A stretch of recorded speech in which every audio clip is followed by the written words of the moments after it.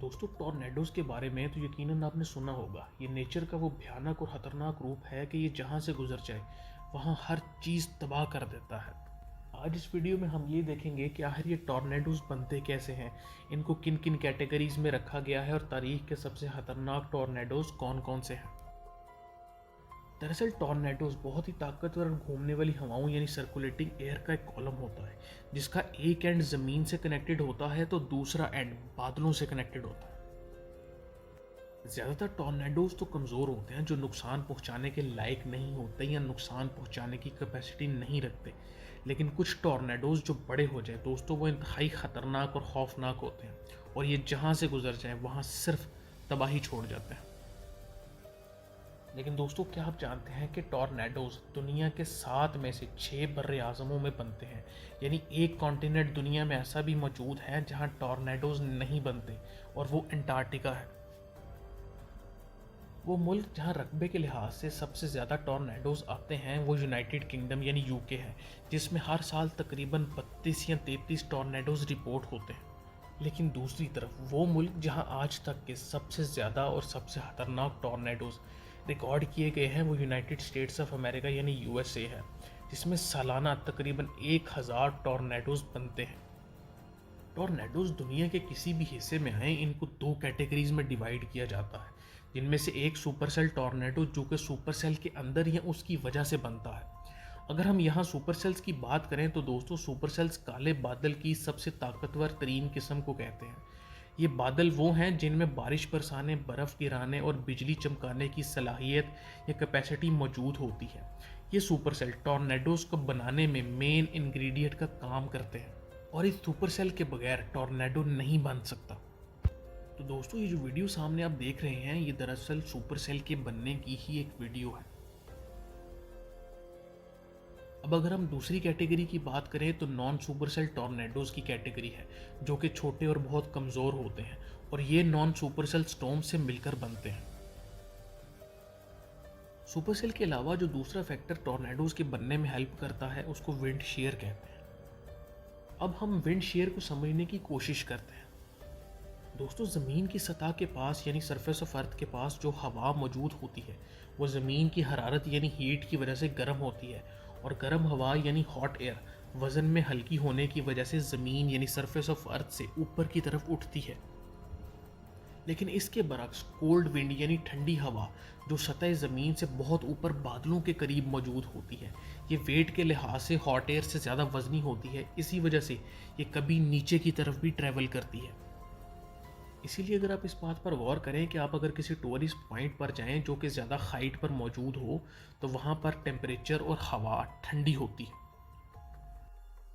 आसान अल्फाज में वियरशिंड के फिनोमेना को समझने की कोशिश करें तो अगर एटमॉस्फेयर में मौजूद हवा मुख्तलिफ यानी डिफरेंट डायरेक्शंस में ट्रैवल करे तो इसे विंड शेयर कहते हैं।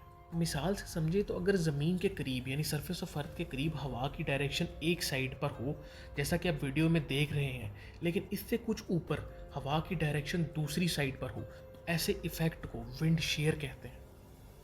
हवा की ये डिफरेंट डायरेक्शंस जब आपस में मिलती हैं तो एक horizontal cylindrical tube of air बनाती हैं, मतलब हवा का एक सिलेंडर जो कि हॉरिजॉन्टल होता है।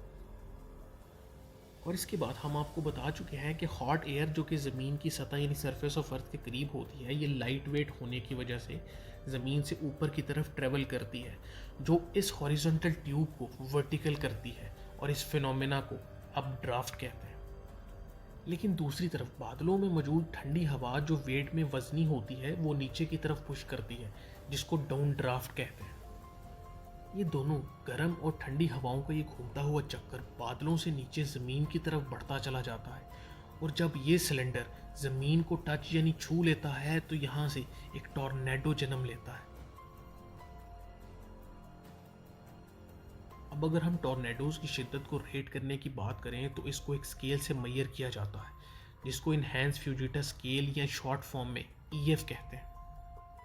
ये फ्यूजिटा स्केल 6 कैटेगरीज में डिवाइडेड होता है, जो कि EF0 से लेकर EF5 तक होता है। फ्यूजिटा स्केल टॉर्नेडो में मौजूद हवाओं की रफ्तार को देख कर रखा जाता है।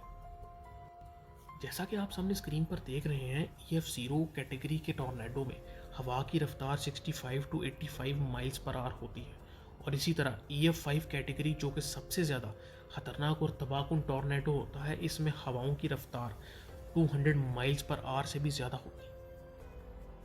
टॉर्नेडोज़ में मौजूद हवाओं की यही रफ्तार इनके रास्ते में आने वाली हर चीज़ को नेस्तो नाबूद कर देती है, और जहाँ से भी ये कुदरत का भयानक हवाई चक्कर गुजर जाता है वहाँ पर सिर्फ तबाही और तबाही के ही मनाजर देखने को मिलते हैं।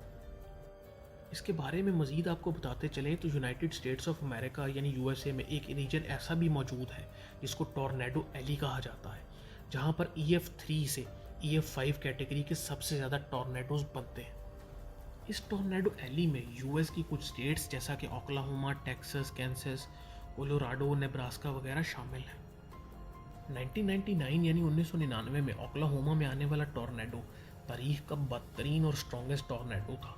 ये टॉर्नेडो EF5 कैटेगरी का था और इसमें मौजूद हवा की रफ्तार 300 माइल्स पर आवर से भी ज़्यादा थी, जिसकी वजह से 36 लोग यानी 36 लोग मारे गए और तकरीबन 600 से भी ज़्यादा लोग ज़ख्मी हुए। लेकिन इस टॉर्नेडो से होने वाले नुकसान का अंदाज़ा लगाया गया तो वो $1 बिलियन था। उम्मीद करता हूँ कि आपको इस वीडियो से ज़रूर कुछ सीखने को मिला होगा।